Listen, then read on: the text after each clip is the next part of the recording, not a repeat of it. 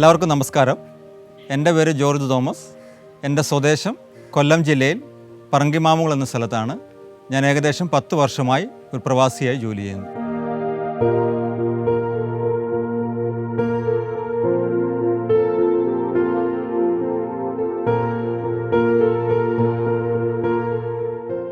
ഞാൻ പ്രവാസ ജീവിതം ആരംഭിക്കുന്നത് 2014 ഒക്ടോബർ മാസം മുതലാണ്. ഞാൻ ആദ്യമായി ഒരു പ്രവാസിയായി ദുബൈയുടെ പ്രദേശത്തേക്ക് പോകുന്നത്. അതിനു മുമ്പ് എൻ്റെ സ്വദേശമായ പറങ്കിമാമുകൾ എന്ന സ്ഥലത്ത് എൻ്റെ മാതാപിതാക്കളോടും അതുപോലെ തന്നെ എൻ്റെ പ്രിയ വല്യമ്മച്ചിയോടൊക്കെ ആയിരുന്നു എൻ്റെ ജീവിതം. ഞാൻ പഠിക്കുകയൊക്കെ ചെയ്തത് ഇവിടെ സമീപപ്രദേശങ്ങളായ കൊട്ടാരക്കരയിലും അതുപോലെ തന്നെ പത്തനാപുരം എന്ന സ്ഥലത്തൊക്കെയാണ്. എനിക്ക് പ്രവാസ ജീവിതത്തിലേക്ക് പോകാൻ പ്രചോദനമായത് എൻ്റെ ഫാദർ തന്നെയാണ്.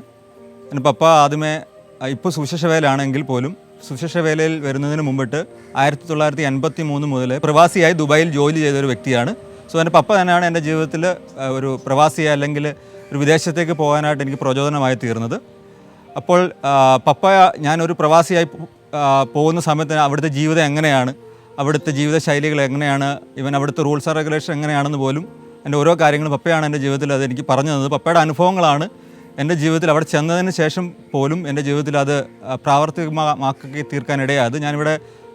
ഞാൻ ആദ്യമേ ഒരു വിസിറ്റിലാണ് ജോലി അന്വേഷിച്ച് ഞാൻ ദുബായുടെ പ്രദേശത്തേക്ക് കടന്നു പോകുന്നത്. ആ സമയത്ത് കടന്നു പോകുന്ന സമയത്ത് തന്നെ എങ്ങനെയായിരിക്കണം അവിടെ നിങ്ങളുടെ ജീവിതം, അതുപോലെ തന്നെ അവിടെ ആത്മീയ ജീവിതം എങ്ങനെയാണ്, ഒരു ആത്മീയനായ വ്യക്തിക്ക് എങ്ങനെയൊക്കെ അവിടെ ജീവിക്കാൻ പറ്റും, എന്തിൽ നിന്നൊക്കെ ഒഴിഞ്ഞിരിക്കാൻ പറ്റും എന്നുള്ള എല്ലാ കാര്യങ്ങളും എൻ്റെ പപ്പ തന്നെയാണ് എനിക്ക് പുള്ളിയുടെ ജീവിത അനുഭവങ്ങളിൽ നിന്നുള്ള പാഠങ്ങൾ എനിക്ക് നൽകി തന്നത്. അതായിരുന്നു എൻ്റെ ജീവിതത്തിൽ പ്രവാസിയായി പോകുന്ന സമയത്തുണ്ടായിരുന്ന ആദ്യത്തെ ഒരു അനുഭവം എന്ന് പറയുന്നത്.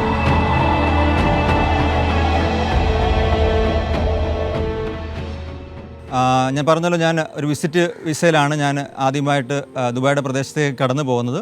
ഇവിടുന്ന് കടന്നു പോകുന്ന സമയങ്ങൾക്ക് തന്നെ ആദ്യമായിട്ട് ഫ്ലൈറ്റിൽ കയറുന്നതിൻ്റെതായിട്ടുള്ള ഉത്കണ്ഠയും കാര്യങ്ങളൊക്കെ ഉണ്ടായിരുന്നുവെങ്കിലും അതൊന്ന് ഫ്ലൈറ്റിലേക്ക് കയറി യാത്ര ചെയ്തതിന് ശേഷം അതൊക്കെ ഒരു ദൈവിക നിയോഗം പോലെ എനിക്ക് തോന്നുവാനായിട്ടിടെ ദൈവത്തിൻ്റെ ഓരോ കരസ്പർശനങ്ങളും എൻ്റെ ഓരോ യാത്രകളിലും അതുപോലെ തന്നെ ഞാൻ അവിടെ എത്തിക്കഴിഞ്ഞും ജോലി തേടുന്ന സമയത്തൊക്കെ ദൈവത്തിൻ്റെതായ കരത്തിൻ്റെതായിട്ട് ഓരോ സ്പർശനങ്ങൾ ഓരോ നിമിഷവും എനിക്ക് അനുഭവിച്ചറിയുവാനായിട്ടിടയായി. ഞാൻ അവിടെ ചെന്ന് ഞാൻ 1 മാസത്തെ വിസിറ്റിലാണ് പോയത്. അവിടെ ചെന്നതിന് ശേഷം എനിക്ക് അധികമൊന്നും ജോലിയുടെ ഇൻ്റർവ്യൂവിലൊന്നും ലഭിച്ചിരുന്നില്ല. ആ സമയത്ത് വളരെ പ്രയാസമായിരുന്നു. ഒത്തിരി ആൾക്കാർ ദുബൈയിൽ ജോലി അന്വേഷിച്ച് എത്തിയിരുന്നു. ആ സമയത്ത് എനിക്ക് അധികം ഇൻ്റർവ്യൂ ഒന്നും ലഭിച്ചിരുന്നില്ല. പക്ഷേ എനിക്ക് ദൈവത്തിൻ്റെ ഒരു കരുതൽ എന്ന വണ്ണം എൻ്റെ വിസിറ്റ് വിസ തീർന്ന എൻ്റെ ആവുന്ന ദിവസം എനിക്ക് ഒരു ജോബിൻ്റെ ഇൻ്റർവ്യൂവിൻ്റെ ഒരു കോൾ വരികയും ഞാൻ ഇൻ്റർവ്യൂവിന് കടന്നുപോയി. പക്ഷേ ആ ഇൻ്റർവ്യൂവിന് കടന്നു പോയതിന് ശേഷം പോലും എനിക്ക് ആക്ച്വലി ആ ജോലിയിൽ നിന്ന് ആ ഒരു ഇൻ്റർവ്യൂ കോൾ ഞാൻ എല്ലാം ചെയ്തു.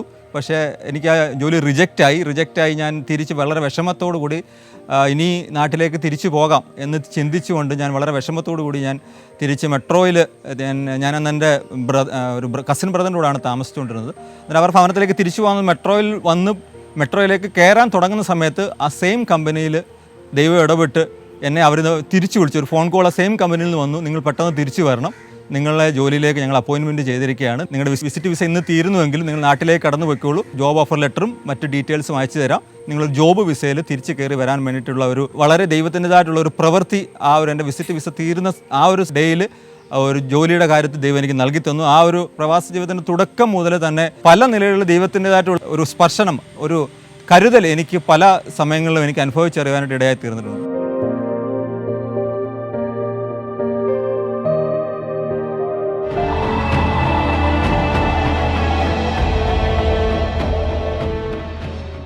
ഞാൻ ഇൻ്റർവ്യൂ എല്ലാം ഞാൻ നല്ല രീതിയിൽ അറ്റൻഡ് ചെയ്തു. ലാംഗ്വേജ് ടെസ്റ്റും കാര്യങ്ങളും അതുപോലെ തന്നെ കമ്പനിയുടെ ബോസ് വരെ ഇൻ്റർവ്യൂ ചെയ്തിരുന്നു. വളരെ പ്രതീക്ഷയോടെയാണ് ഞാൻ ആ ഇൻ്റർവ്യൂവിൽ അവസാന നിമിഷം ലഭിച്ച ഒരു ഇൻ്റർവ്യൂവിൽ ഞാൻ ചെന്നത്.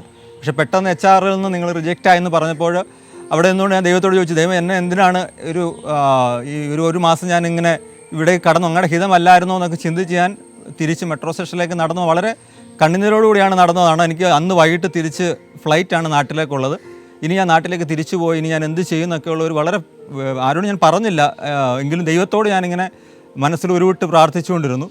എനിക്കൊന്ന് ആ ഒരു സമയത്തെ എൻ്റെ ഒരു മനസ്സിൻ്റെ വിഷമം ദൈവം കണ്ട് എനിക്ക് വേണ്ടി ആ സെയിം കമ്പനിയിൽ തന്നെ വളരെ ഒരു കരുതൽ ദൈവം എനിക്ക് വേണ്ടി ഒരുക്കി. ഇന്നും 10 വർഷമായിട്ട് ആ ഒരു കമ്പനിയിൽ നല്ലൊരു പൊസിഷനിൽ ഞാൻ വർക്ക് ചെയ്യാണ്.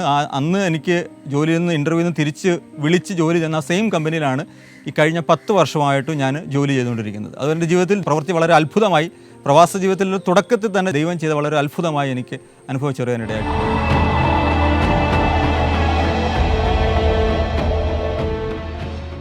എല്ലാവരെയും പോലെ തന്നെ ഒരു പുതിയ ജോലിയിൽ പ്രവേശിക്കുന്നതായിട്ടുള്ള രീതിയിലുള്ള ഉത്കണ്ഠകളും അതുപോലെ തന്നെ കുറേ രീതിയിലുള്ളതായ ടെൻഷൻസൊക്കെ എനിക്കും ഉണ്ടായിരുന്നു.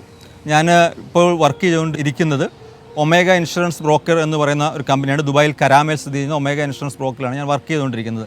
സോ ആ കമ്പനിയിൽ ജോലി ചെയ്യുന്ന സമയത്ത് മലയാളികളൊക്കെ ആയിരുന്നു എൻ്റെ ഡിപ്പാർട്ട്മെൻറ്റിൽ ഉണ്ടായിരുന്നെങ്കിലും മലയാളികളെക്കാട്ട് ഉപരിയായി ഒരു നോർത്ത് ഇന്ത്യയിൽ നിന്നുള്ള എൻ്റെ ഒരു നല്ലൊരു സുഹൃത്തിനെ എനിക്ക് ആ കമ്പനിയിൽ നിന്ന് ലഭിക്കാൻ ദൈവം ഇടയാക്കി. അതാണ് സത്യം പറഞ്ഞാൽ ആ കമ്പനിയിൽ ഇന്ന് ഞാൻ നിലനിൽക്കുന്ന, അല്ലെങ്കിൽ ഇന്നും എൻ്റെ കമ്പനിയുടെ ഉയർച്ചയുടെ എല്ലാം കാരണം ആ കമ്പനിയിൽ കയറുന്ന സമയത്ത് വളരെ ഉത്കണ്ഠകളും പ്രയാസങ്ങളും അല്ലെങ്കിൽ ഒത്തിരി ടെൻഷൻസൊക്കെ ഉണ്ടായിരുന്നുവെങ്കിലും എനിക്ക് അവിടെ നല്ല രീതിയിൽ നിന്നുള്ള നല്ല സുഹൃത്തുക്കളെ, മലയാളികളായിട്ടുള്ളതായാലും അതുപോലെ തന്നെ നോർത്ത് ഇന്ത്യയിൽ നിന്നുള്ള എൻ്റെ ഒരു പ്രിയ സുഹൃത്തിനെ എനിക്ക് അതിനകത്ത് നിന്ന് ലഭിക്കാനിടയായി.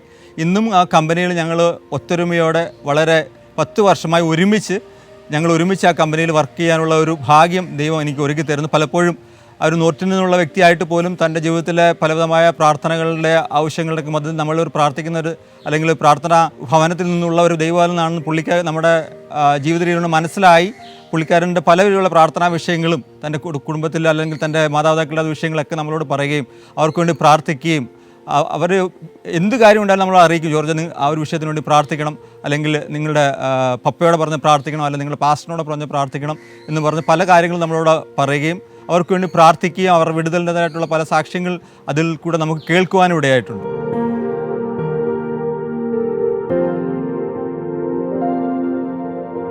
ഞാൻ ഇവിടുന്ന് പോകുന്ന സമയം തന്നെ പപ്പയുടെ ഒരു ആത്മീയ സുഹൃത്തായ പാസ്റ്റർ KP ജോസ് എന്ന പാസ്റ്ററിനെ ആക്ച്വലി ഞാൻ ഇവിടുന്ന് വിസിറ്റിൽ പോകുന്ന സമയം തന്നെ ഇൻഫോം ചെയ്യുകയും ആ പാസ്റ്ററുടെ കെയർ ഓഫിലാണ് ഞാൻ ആ ദുബായിലേക്ക് കടന്നു പോകുന്നതും. അവിടെ ചെന്ന സമയങ്ങൾ മുതൽ ഞാൻ എൻ്റെ ബ്രദറിൻ്റെ അടുത്താണ് ഞാൻ താമസിച്ചിരുന്നെങ്കിലും ആ ചെന്ന സമയം മുതൽ എന്നെ ജോബിൻ്റെ കാര്യങ്ങൾ സെർച്ച് ചെയ്യാനും അതുപോലെ തന്നെ പല കാര്യങ്ങളിൽ ഇൻ്റർവ്യൂവിന് പോകാനും ഒക്കെ എന്നെ ഹെൽപ്പ് ചെയ്തിരുന്നത് പാസ്റ്റർ KP ജോസാണ് എന്നെ ആ കാര്യങ്ങളിൽ സഹായിച്ചിരുന്നത്. അതേപോലെ തന്നെ ആ സമയത്ത് നമ്മുടെ ചർച്ചിൽ അംഗമായിരുന്ന അലക്സ് ചാനും എൻ്റെ ജോലിയോടുള്ള കാര്യങ്ങൾ അല്ല ജോലി ലഭിക്കുന്നതിന് വേണ്ടി വളരെ രീതിയിൽ ഒരു സപ്പോർട്ട് എനിക്ക് അവിടെ നൽകുവാനിടയായിത്തീരുന്നു.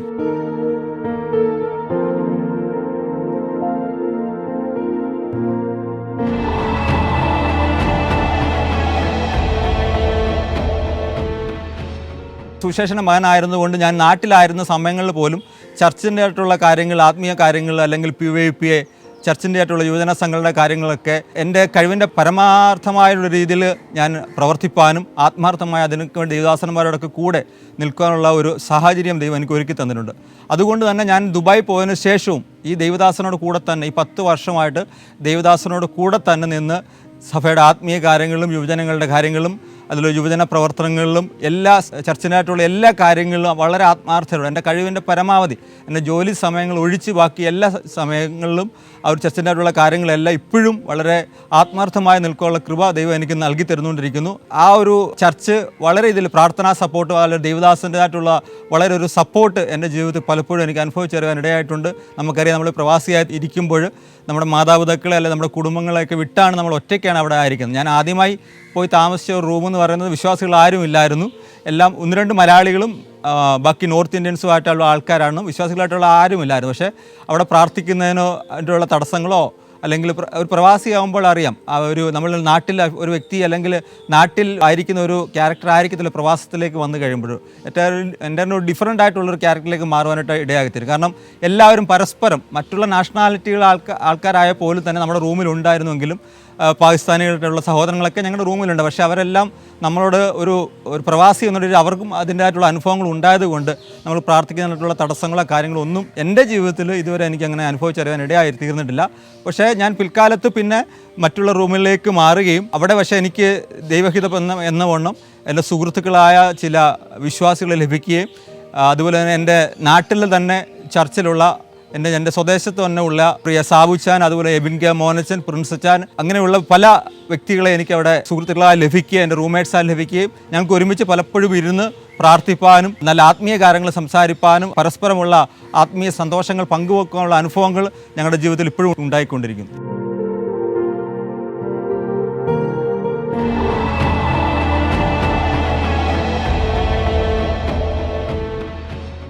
ഒരു പ്രവാസിയായി തീരുമ്പോൾ അറിയാം നമ്മുടെ കുടുംബത്തെയും മുമ്പായിരുന്ന സാഹചര്യങ്ങളിൽ നിന്നെല്ലാം വ്യത്യസ്തമായ ഒരു ഒറ്റപ്പെട്ട ഒരു അനുഭവത്തിൽ ആദ്യമായി പോകുന്ന ഒരു വ്യക്തിക്ക് ഒരു ഒറ്റപ്പെട്ട ഒരു അനുഭവത്തിലേക്കാണ് നമ്മൾ പോകുന്നത്. പല വിഷമങ്ങളും അല്ലെങ്കിൽ നമുക്കൊരു സുഹൃത്ത് വലയമൊക്കെ ആകുന്നത് വരെ അല്ലെങ്കിൽ ഒരു ചർച്ചിലൊക്കെ പോയി നമ്മൾ എല്ലാവരോടും സഹകരിക്കുന്നത് വരെ നമ്മളൊരു ഒറ്റപ്പെട്ട ഒരു അനുഭവത്തിലേക്കാണ് കടന്നു പോകുന്നത്. പലപ്പോഴും ജോലിയായിട്ടുള്ള ടെൻഷൻസും അല്ലെങ്കിൽ ശാരീരികമായ ചെറിയ ചെറിയ പ്രയാസങ്ങൾ വരുമ്പോൾ പോലും നമ്മൾ ഒത്തിരി ബുദ്ധിമുട്ടുകളും പ്രയാസങ്ങളും നമ്മൾ മനസ്സിൽ അനുഭവിക്കുന്ന സമയങ്ങളിൽ പോലും നമുക്ക് മറ്റുള്ളവരായിട്ട് പങ്കിടുവാനോ അല്ലെങ്കിൽ എല്ലാവരും അവിടെ അറിയാം ഒരു ബിസി ലൈഫാണ്. എല്ലാവരും ജോലിക്ക് രാവിലെ എണീക്കുന്നു, ജോലിക്ക് പോകുന്നു, വൈകിട്ട് വരുന്നു, വീട്ടിൽ സംസാരിക്കുന്നു, എന്തെങ്കിലും ഫുഡ് വെക്കുന്നു, കിടന്നുറങ്ങുന്നു. അങ്ങനെ എല്ലാവരും ഒരു സൈക്കിളിന് ചക്രം പോലെ ഇങ്ങനെ ഒരു ബിസി ലൈഫിലാണ് ഇങ്ങനെ അവർ എല്ലാം ഇങ്ങനെ പൊയ്ക്കൊണ്ടിരിക്കുന്നത്. പക്ഷേ നമ്മുടേതായിട്ടുള്ള പ്രയാസങ്ങൾ ആരും കേൾക്കുവാനില്ലെങ്കിൽ പോലും നമ്മൾ അല്പസമയം ദൈവം വായിച്ച് അല്പസമയമെങ്കിലും പ്രാർത്ഥിക്കുമ്പോൾ മനസ്സിന് ദൈവം നമുക്ക് വചനത്തിൽ കൂടെ അതുപോലെ തന്നെ നമ്മുടെ മനസ്സിലൊരു ഒരു ആശ്വാസം കണ്ടെത്തുവാനായിട്ട് പലപ്പോഴും ഇടയായിട്ടുണ്ട്. ഒരു പ്രവാസി എന്ന നിലയിൽ പലവിധമായ പ്രയാസങ്ങളാണ് കടന്നു. ഒരു സുഖകരമായ ലൈഫല്ല. ഒരു പ്രാവശ്യമെങ്കിലും അല്ല ഒരു വർഷമെങ്കിലും ഒരു പ്രവാസിയായി ജീവിച്ചിട്ടുള്ള ആൾക്കറിയാം ഒരു സുഖകരമായൊരു ജീവിതമല്ല. കാലാവസ്ഥയായിട്ടുള്ള പ്രശ്നങ്ങൾ, അതുപോലെ തന്നെ സാമ്പത്തികമായ പ്രശ്നങ്ങൾ, ജോലിയുമായിട്ടുള്ള ടെൻഷൻസ്, ജോലി പലപ്പോഴും നഷ്ടപ്പെടുന്നു എന്നുള്ള അവസ്ഥകൾ, ഇതൊക്കെ ഒരു പ്രവാസിയുടെ ജീവിതത്തിൽ ഇങ്ങനെ മാറിയും തിരിഞ്ഞും കടന്നു വരുന്ന കാര്യങ്ങളാണ്. ആ സമയങ്ങളിലെല്ലാം ഒരു ദൈവിക കരുതൽ പലപ്പോഴും നമ്മുടെ ജീവിതത്തിൽ അനുഭവിച്ചറിയുവാൻ നമുക്ക് പലപ്പോഴും ഇടയായിത്തീർന്നിട്ടുണ്ട്.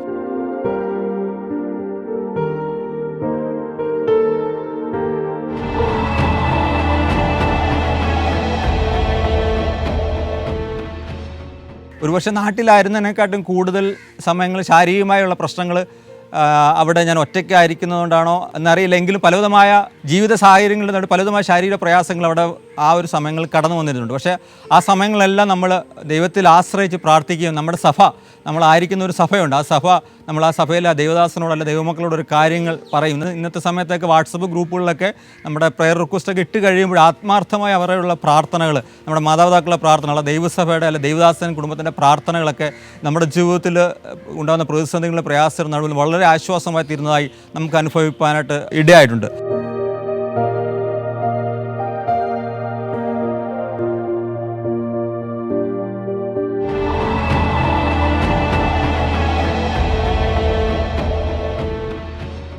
എൻ്റെ ജീവിതത്തിലുണ്ടായ വളരെ ഒരു വിടുതൽ എന്ന് പറയുന്നത് നിങ്ങൾക്കറിയാം, ഞാൻ പറഞ്ഞു ഒരു ബിസി ലൈഫാണ് ഈ ഒരു പ്രവാസിയായി ആയിരിക്കുന്ന ആളുടെ ലൈഫിലുള്ളത്. അവിടെ യാത്രകളൊക്കെ ഒത്തിരി നമ്മുടെ നാട്ടിൽ നിന്നൊക്കെ വളരെ വ്യത്യസ്തമായിട്ടുള്ള യാത്രകളാണ് പലപ്പോഴും നമുക്ക് ചെയ്യേണ്ടതായിട്ട് വരുന്നത്. അതുകൊണ്ട് ട്രാവലിലായിട്ട് മെട്രോ ഉണ്ട് എങ്കിൽ പോലും പല സ്ഥലങ്ങളിലും മെട്രോ എത്തിപ്പെടാത്ത സ്ഥലങ്ങളിൽ നമ്മൾ മറ്റുള്ളവരുടെ വാഹനത്തെ ആശ്രയിക്കേണ്ടതായിട്ടോ അല്ലെങ്കിൽ സ്വന്തമായി ഡ്രൈവ് ചെയ്തുകൊണ്ട് പോകുന്ന രീതിയിലുണ്ട്.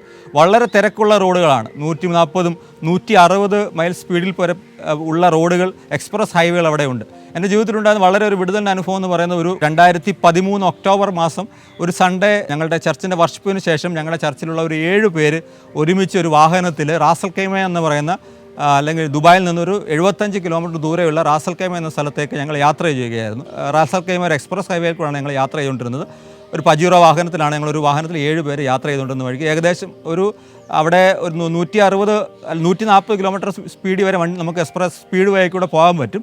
അപ്പോൾ ഞങ്ങൾ യാത്ര ചെയ്തുകൊണ്ടിരുന്ന വാഹനം എൻ്റെ സുഹൃത്ത് ഡ്രൈവ് ചെയ്തുകൊണ്ടിരുന്നത് 135 കിലോമീറ്റർ. നമ്മൾ നാട്ടിലൊക്കെ മാക്സിമം 70 അല്ലെങ്കിൽ 80 കിലോമീറ്റർ സ്പീഡിലാണ് ഒരു വണ്ടി പോകുന്നത്. പക്ഷെ അവിടെ ആ വണ്ടി പൊയ്ക്കൊണ്ടിരുന്നത് 135 കിലോമീറ്റർ സ്പീഡിൽ കൂടെ, സ്പീഡ് ട്രാക്കിൽ കൂടെ ഞങ്ങൾ 7 പേരും ഒരു വണ്ടിയിൽ ഒരു പജീറോയിൽ ട്രാവൽ ചെയ്തുകൊണ്ടിരിക്കുകയാണ്. പെട്ടെന്ന് റാസൽ ഖൈമക്ക് അടുക്കാറായി ടൗണിലോട്ട് കയറാറാവുന്നതിന് മുമ്പിട്ട് ഈ സ്പീഡിൽ വണ്ടി പൊയ്ക്കൊണ്ടിരിക്കുന്ന സമയത്ത് തന്നെ ഞാൻ ഏറ്റവും ഡ്രൈവറുടെ അവിടെ ലെഫ്റ്റ് ഹാൻഡ് ഡ്രൈവാണ്. അപ്പോൾ ഡ്രൈവറുടെ വലത്ത് സൈഡിലുള്ള സീറ്റിലാണ് ഞാനിരുന്നത്. പെട്ടെന്ന് വണ്ടി ഷെയ്ക്ക് ആവുന്ന പോലെ പോകുന്നു. ഞങ്ങൾക്ക് എന്തോന്നും മനസ്സിലായില്ല. പെട്ടെന്ന് വണ്ടിയുടെ റൈറ്റ് സൈഡിലെ ഫ്രണ്ട് ടയർ ഓട്ടത്തിനിടയിൽ പുതിയ ടയർ ഓട്ടത്തിനിടയിൽ പൊട്ടിപ്പോയി. സംഭവിച്ച ശേഷം നമ്മൾ രക്ഷപ്പെട്ടു എന്ന് ആൾക്കാരോട് പറഞ്ഞിട്ടല്ല, വണ്ടിയുടെ ആ ഒരു അവസ്ഥ കണ്ടിട്ട് ഇന്നും പലർക്കും അത് വിശ്വാസമാകുന്നില്ല. 135 കിലോമീറ്റർ സ്പീഡിൽ പോയ ഒരു വണ്ടിയുടെ ഫ്രണ്ട് ടയർ പൊട്ടിയിട്ട് അതിനകത്ത് വണ്ടിക്കൊന്നും പറ്റിയിട്ടില്ല എന്നുള്ളതും അതുപോലെ തന്നെ അതിലിരിക്കുന്നവർ ഇന്നും ജീവനോടെ ഉണ്ടെന്നുള്ളതും നമ്മൾ വന്ന് പറഞ്ഞിട്ട് ആർക്കും വിശ്വാസമാകുന്നില്ല. കാരണം അത്ര സ്പീഡിൽ പോകുന്ന വണ്ടിയുടെ ഫ്രണ്ട് ടയർ പൊട്ടുക എന്ന് പറയുന്നത് പിന്നെ വണ്ടി മറിയുക എന്നുള്ളത് അവിടെ വേറെ നിവൃത്തിയില്ല. പക്ഷേ അതിനകത്തുള്ള വേറൊരു കരുതൽ എന്ന് പറയുന്നത് 6 ട്രാക്കാണ്. ഒരു വേയിൽ തന്നെ 6 വരി പാതയാണ്. ഞങ്ങൾ ലെഫ്റ്റ് ഹാൻഡ് സൈഡിൽ നിന്ന് ടയർ പൊട്ടിയതിന് ശേഷം മറ്റുള്ള ഒരു വണ്ടികളും കടന്നു വരാത്ത രീതിയിൽ ദൈവം അതിനെ ബ്ലോക്ക് ചെയ്യുകയും ഈ 6 ലൈൻ കടന്ന് മണലിനകത്ത് പോയി വണ്ടി നിൽക്കുകയും ചെയ്തു. അതൊരു വലിയ ഒരു ടയർ പൊട്ടിയത് മാത്രമല്ല ഞങ്ങൾക്ക് അത്ഭുതമായിട്ട് തോന്നിയത്. എപ്പോഴും വണ്ടികൾ പൊയ്ക്കൊണ്ടിരിക്കുന്ന സ്ഥലമാണ്, പക്ഷേ ഈ 5 ട്രാക്കും കവർ ചെയ്ത് മണലിൽ പോയി വണ്ടി പുതഞ്ഞു നിന്നു. അതെന്ന് പറഞ്ഞാൽ ഈ ഒരു സമയത്ത് നമ്മുടെ ഈ വണ്ടി മറിഞ്ഞില്ലായിരുന്നെങ്കിൽ പോലും ഈ ഒരു സമയത്ത് നമ്മൾ ട്രാക്ക് ചേഞ്ച് ചെയ്യുന്ന സമയത്ത് നമ്മുടെ ഈ സൈഡിൽ വരുന്ന അല്ലെങ്കിൽ നമ്മളെ ഓവർടേക്ക് ചെയ്യുന്ന വണ്ടികൾ നമ്മൾ ഇടിച്ച് വളരെ രീതിയിലുള്ള അനർത്ഥം ഉണ്ടാവേണ്ടിയ ഒരു സാഹചര്യം അവിടെ ഉണ്ടായിരുന്നു. പക്ഷേ ദൈവം തന്നെ ദൂതനെ അയച്ച് ഈ ഒരു വാഹനത്തെ വളരെ സേഫായിട്ട് ആ ഒരു സ്ഥാനത്ത് കൊണ്ട് നിർത്തി. ഞങ്ങൾക്കൊന്നും ഒരു പരിക്ക് പോലും കൂടാതെ ഞങ്ങൾ ഒത്തിരി ഭയപ്പെട്ടു. ആ സമയത്ത് വളരെ ഒത്തിരി പാനിക്കായി. എങ്കിലും ഒരു പ്രതിസന്ധിയും കൂടാതെ ഒരു പ്രയാസവും കൂടാതെ ദൈവം അത്ഭുതകരമായി വിടുവിച്ച ഒരു അനുഭവമാണ് എൻ്റെ ജീവിതത്തിൽ. ഇന്നും അത് ഓർക്കുമ്പോൾ മനസ്സിൽ പേടിയുണ്ട്. പക്ഷേ ദൈവത്തിന് ദൂതനെ അയച്ച് അതിന് അത്ഭുതകരമായി വിടുവിച്ച്. അതാണ് എൻ്റെ ജീവിതത്തിൽ ഈ 10 വർഷത്തിൻ്റെ ജീവിതത്തിൽ ഏറ്റവും വളരെ ഒരു മിറക്കിളായിട്ട് എൻ്റെ ജീവിതത്തിൽ സംഭവിച്ച കാര്യം എന്ന് പറയുന്നത്.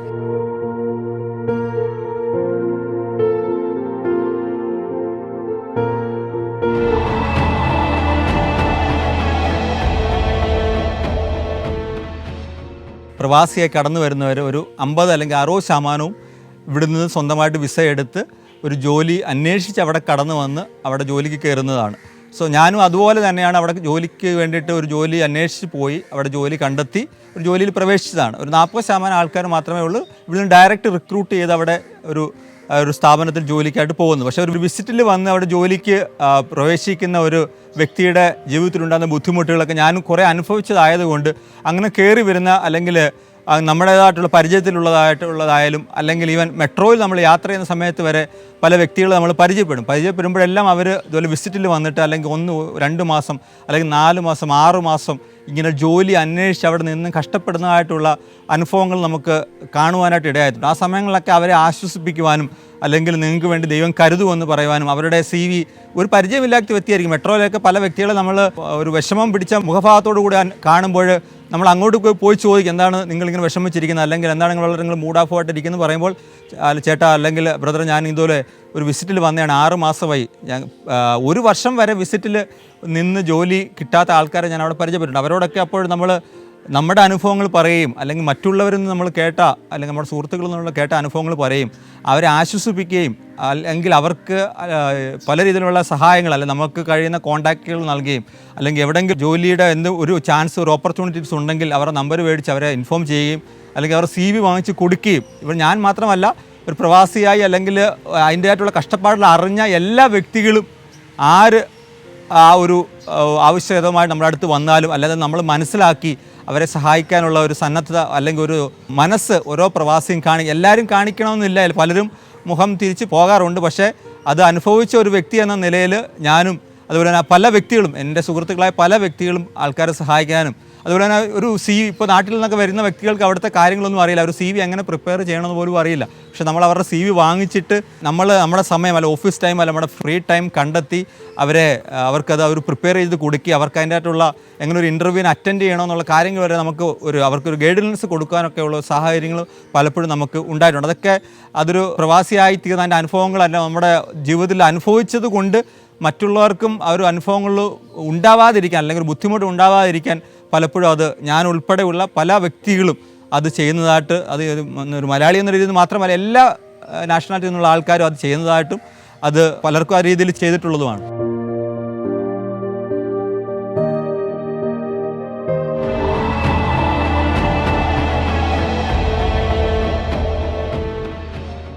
ഒരു വിശ്വാസി അല്ലെങ്കിൽ ഒരു ക്രിസ്തീയ വിശ്വാസി എന്ന നിലയിൽ ഞാൻ അവിടെ UAയിലേക്ക് ആദ്യമേ പ്രവാസിയെ കടന്നു പോകുമ്പോൾ ഒത്തിരി ചോദ്യചിഹ്നങ്ങൾ എൻ്റെ മുമ്പിലുണ്ടായിരുന്നു. കാരണം നമുക്ക് അവിടെ നമ്മുടെ മാതാപിതാക്കളെ അല്ലെങ്കിൽ നമ്മുടെ കുടുംബത്തെ വിട്ട് അവിടെ ആയിരിക്കുമ്പോൾ അല്ലെങ്കിൽ നമ്മുടെ പ്രിയപ്പെട്ടവർ അവിടെ ആയിരിക്കുമ്പോൾ പല രീതിയിൽ നമ്മൾ ഡൈവേർട്ടായി പോകാനുള്ള ചാൻസസ് ഉണ്ട്. അവിടെ അതിനുള്ള സോഴ്സ് അവിടെ ഉണ്ട്.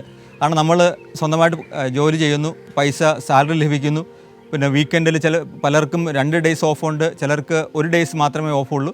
അങ്ങനെ പല രീതിയിലുള്ളതായ നമുക്ക് ഈ ആത്മീയ കാര്യങ്ങൾ വിട്ടിട്ട് അല്ലെങ്കിൽ ആ ഒരു ചിന്താഗതിയിൽ നിന്ന് മാറി പല രീതിയിലുള്ള ഡൈവേർട്ടായി പോകാനുള്ള എല്ലാ ചാൻസും, ഈവൻ നമ്മൾ താമസിക്കുന്ന റൂമിലായപ്പോലും അല്ല നമ്മൾ ഇടപെടുന്ന വ്യക്തികൾ കൂടി ആയാലും അല്ലെങ്കിൽ നമ്മൾ ആയിരിക്കുന്ന ഒരു സാഹചര്യത്തിൽ പല രീതിയിലും ഡൈവേർട്ടായി പോകാനുള്ള ചാൻസസ് ആ സ്ഥലത്തുണ്ട്. പക്ഷേ ഒരു വിശ്വാസി എന്ന നിലയിൽ അത് പലപ്പോഴും ഒരു ചലഞ്ചായി ഏറ്റെടുക്കുകയും പല രീതിയിലുള്ള പ്രതിസന്ധികൾ അല്ലെങ്കിൽ പ്രലോഭനങ്ങൾ കാര്യങ്ങളൊക്കെ നമ്മുടെ മുമ്പിലൂടെ പലപ്പോഴും കടന്നു വരുന്നു. കൂട്ടുകാരുടെ നിർബന്ധങ്ങൾ അല്ലെങ്കിൽ കൂട്ടുകാർ പല കാര്യങ്ങൾക്ക് നിർബന്ധിക്കുകയൊക്കെ നമ്മളായിരുന്ന റൂമുകളിലൊക്കെ അങ്ങനെ സംഭവിച്ചിട്ടുണ്ട്.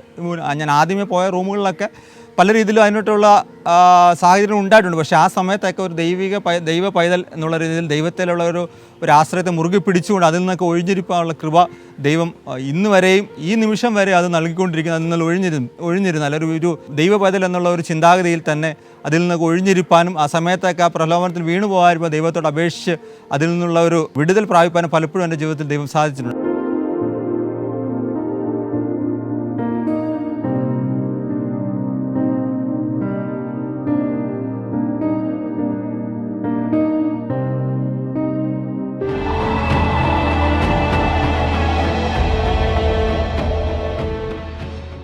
വിശ്വാസികളായി അവിടെ കടന്നു വരുന്ന ഓരോ വ്യക്തികളോടും എനിക്ക് പറയുവാനായിട്ടുള്ളതെന്ന് പറയുന്നത്, നിങ്ങൾ അവിടെ കടന്നു വരുമ്പോൾ നിങ്ങൾക്ക് പലവിധമായ പ്രലോഭനങ്ങൾ അല്ലെങ്കിൽ പലവിധമായ സാഹചര്യങ്ങൾ നിങ്ങൾക്ക് കടന്നു പോകാനുള്ള ചാൻസസ് അവിടെ ഉണ്ട്. പക്ഷേ എപ്പോഴും നിങ്ങളുടെ മനസ്സിലൊരു ചിന്ത ഉണ്ടായിരിക്കും, നമ്മളെ എവിടെയായിരുന്നാലും നമ്മൾ എത്ര സമ്പാദിച്ചാലും ഒരു ദൈവിക പൈതൽ എന്നുള്ള ഒരു ചിന്ത നമ്മുടെ മനസ്സിൽ, ഒരു ദൈവ ഭയം നമ്മുടെ ജീവിതത്തിൽ ഉണ്ട് എങ്കിൽ, പ്രാർത്ഥനാ ജീവിതം നമ്മുടെ ജീവിതത്തിൽ ഉണ്ട് എങ്കിൽ അതിൽ നിന്നൊക്കെ ഒഴിഞ്ഞിരിപ്പാനും അതിൽ നിന്നൊക്കെ ഒരു വിടുതൽ ദൈവം തരുന്നതായിട്ട് നമ്മുടെ ജീവിതത്തെ അനുഭവിച്ചറിയാൻ നമുക്ക് സാധിക്കും.